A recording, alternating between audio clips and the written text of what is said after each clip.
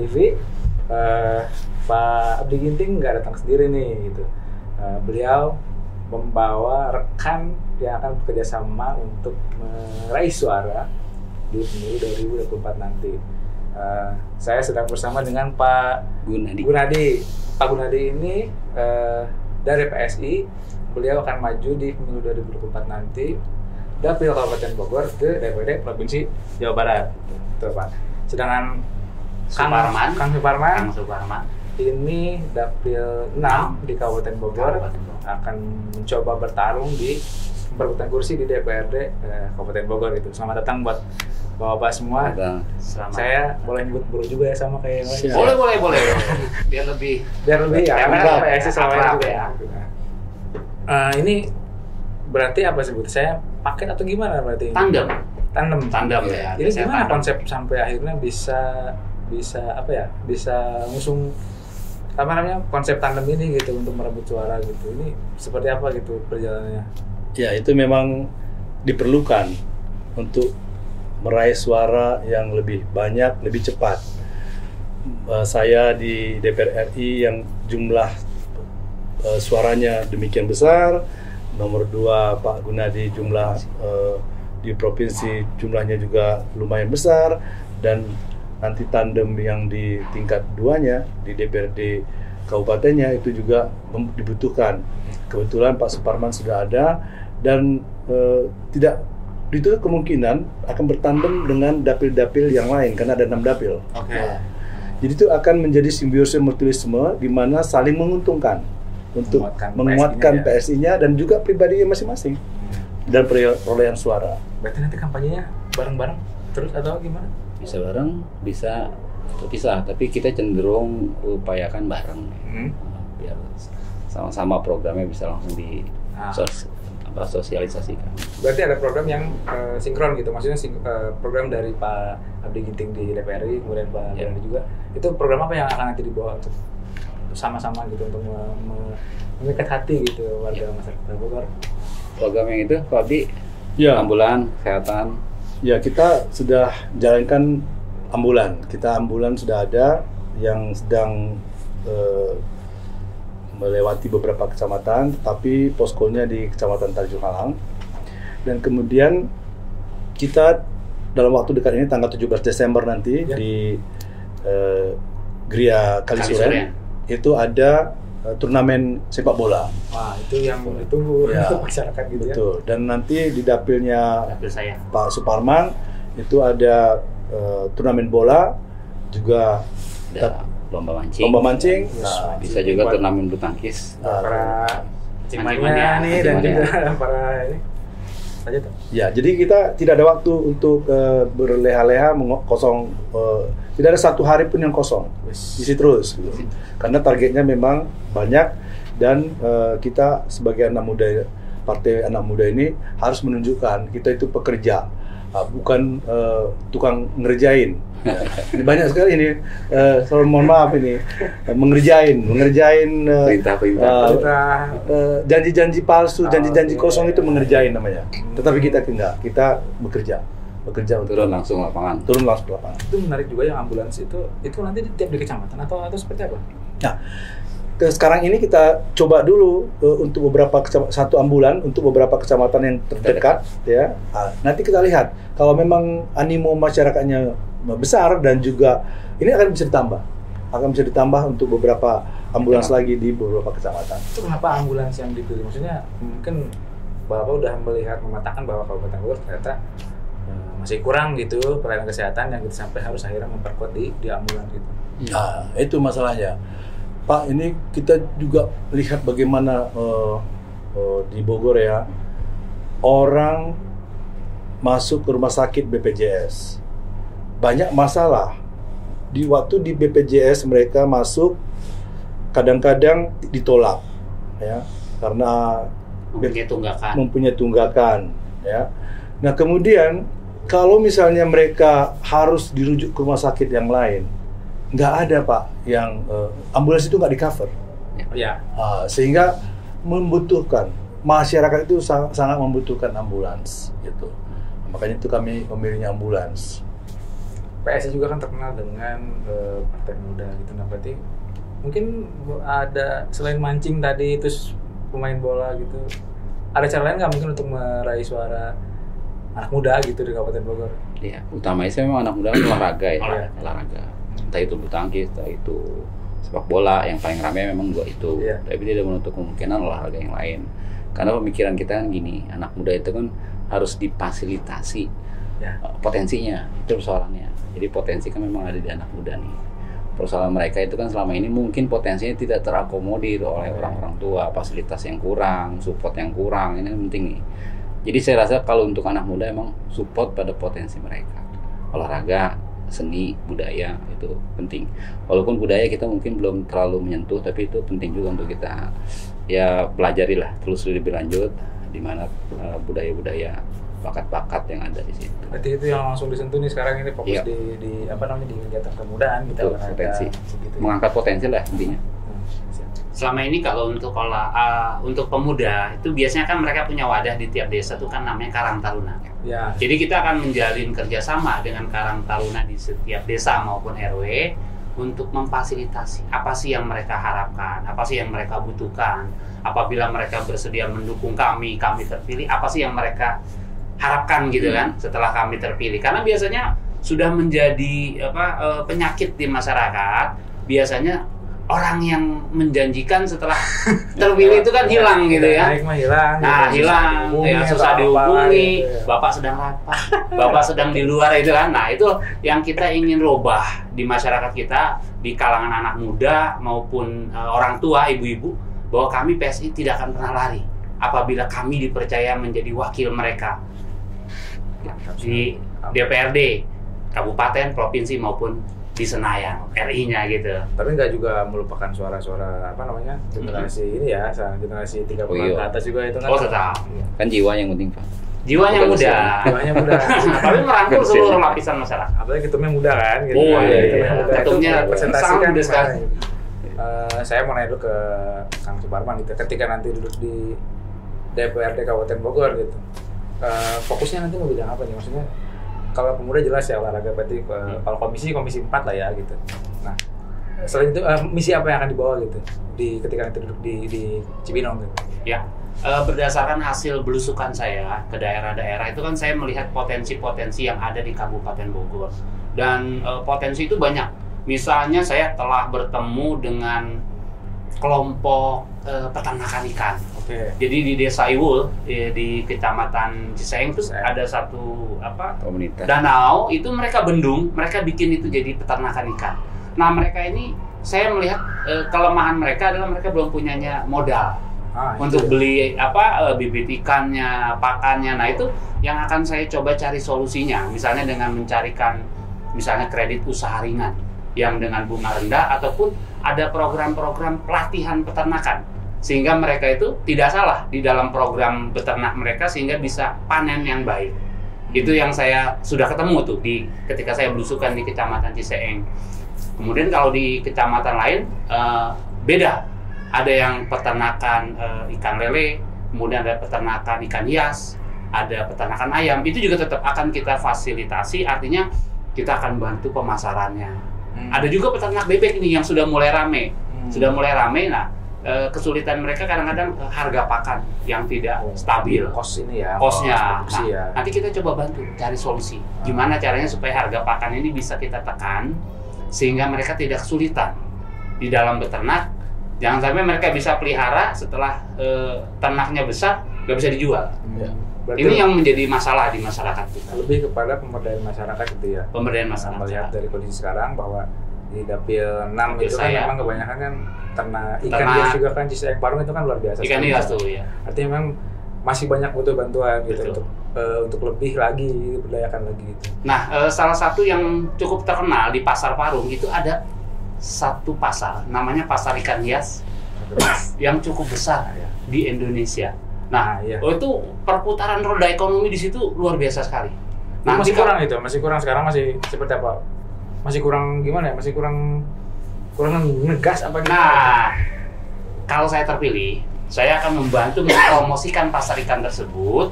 Ya, bagaimana caranya? Artinya ikan-ikan yang mereka hasilkan dari peternakan mereka itu bisa laku di pasaran lebih luas lagi pangsanya, tidak hanya di seputaran Bogor saja. Selama ini sih Jabodetabek kalau mau cari ikannya memang ke Pasar Paru. Ya, betul. Saya juga suka cari ikan ya, saya. Nah itu. Tahu juga di sana kan? Ada.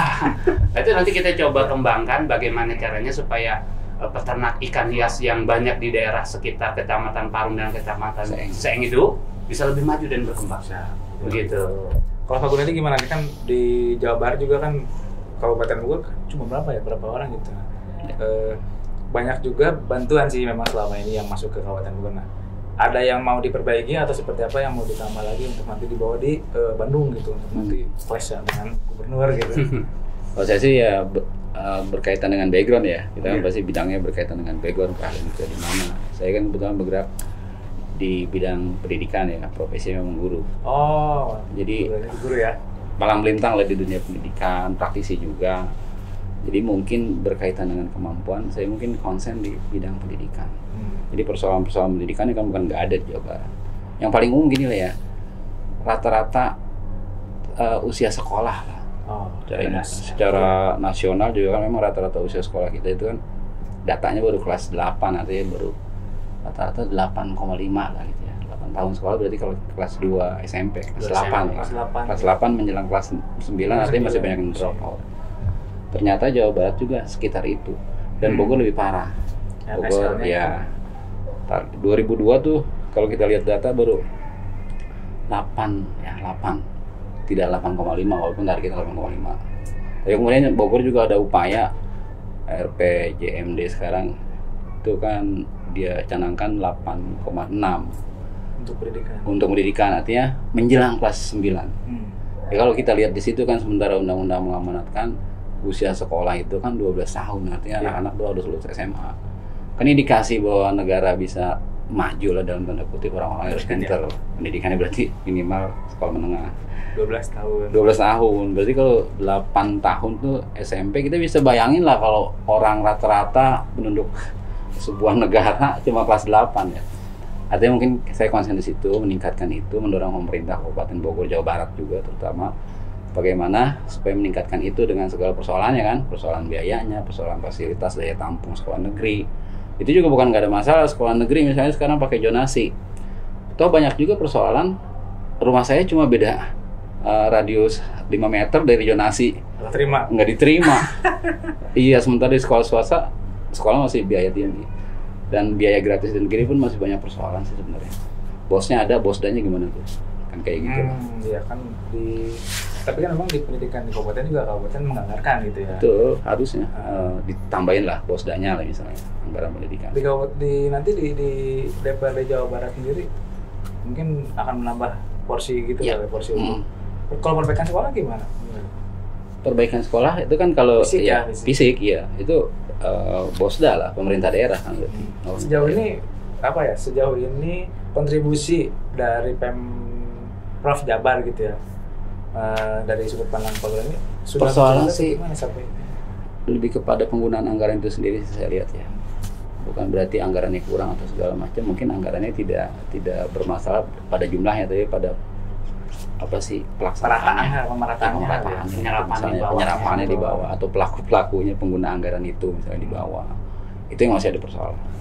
Mungkin kita mendorong supaya benar-benar anggaran dari pemerintah daerah untuk pembangunan sekolah segala macam itu benar-benar terserap dengan baik kan gitu. Tapi gitu. Iya. Tapi seperti apa? Nanti mungkin mau menambah uang apa? Di akun Kabupaten Bogor itu bisa kan? Ya. Pertama dulu seperti yang saya pernah sampaikan itu bahwa saya melihat itu secara keseluruhan kita membutuhkan rekonsiliasi. Di Bogor itu juga kita membutuhkan rekonsiliasi supaya draft langkah masyarakat Bogor ini bersama-sama bersatu untuk mengisi pembangunan ini. Jadi itulah yang diusung oleh PSI. Rekonsiliasi itu akan mendorong orang supaya anti intoleransi, akan mendorong orang anti korupsi. Nah, ini dasarnya itu kita harus berrekonsiliasi. Rekonsiliasi artinya aku tenggang rasa sama Bro Rian. aku tengah rasa kepada Bro Suparman, sehingga aku tidak mau melakukan korupsi ataupun kegiatan-kegiatan intoleransi, karena aku melihat keberadaan Bro Rian itu dengan keberadaan saya itu sama. Nah kemudian ke depan Bogor ini banyak sekali yang harus kita benahin dan yang memang dibutuhkan. UMKM misalnya. Nah UMKM di Bogor ini bayangkan hampir setiap lini kehidupan bisa di UMKM. Nah ini pedagang-pedagang di masyarakat banyak sekali yang bisa sebenarnya diperkuat kembali kegiatan UMKM-nya. Tadi seperti yang dibilang Pak Bro Suparman bahwa UMKM itu membutuhkan modal kerja.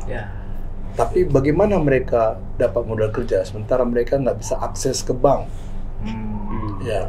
Mereka nggak bisa akses ke bank karena hanya yang diberikan adalah perusahaan-perusahaan besar, perusahaan-perusahaan memberikan jaminan. Pedagang bakso, bagaimana mereka mendapatkan modal kerja? Ini yang harus diperhatikan. Padahal pada masa pandemi COVID, UMKM kita lah menjadi pertahanan kita dalam perekonomian. Mereka paling struggle waktu itu. Mereka paling eksis. Nah, sekarang kita tinggalkan lagi. Kita nggak lihat lagi. Mentang-mentang udah main normal, tinggal lagi. Itu. Nah, kita harus melihat ini menjadi satu kekuatan dan harus dibenahin. Satu, mereka mendapatkan modal kerja. Yang kedua, bagaimana produk-produk yang mereka miliki itu didapatkan nilai tambahnya. Dan nilai tambah bagaimana? Misalnya, di sini banyak orang jualan keripik singkong. Keripik singkong itu harus dilakukan packaging yang baik. Sekali mereka melakukan packaging yang baik, keripik mereka yang tadinya dijual di pinggiran jalan bisa dijual di toko-toko supermarket, bisa dijual di bandara-bandara, sehingga harganya bisa 2-3 kali lipat. Aksesibilitas itu yang ada. Aksesibilitas itu harus diberikan. Nah kemudian pelatihan-pelatihan bagaimana mereka menjual produk mereka itu dengan online. Karena sekarang melek teknologi ya. Melek teknologi. Nah hal-hal itu bisa dikembangkan dan gampang dikembangkan kalau kita mau menyisihkan sedikit pemikiran kita dan dana dari pemerintah. Gitu Bang. Siap. Nah itulah beberapa program target juga yang akan dicapai oleh Pak Abdi, Pak Suparman juga Pak Gunadi gitu ya.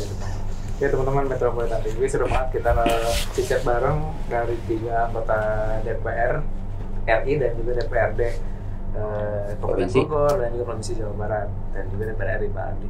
Nah, sekarang kita masuk ke segmen seberapa Bogor kamu gitu. Nah, kita kan pengen tahu nih seberapa Bogor sih gitu kan. Caleg kita gitu dari Pak Suparman, Pak Abdi Giting dan juga Pak Gunadi.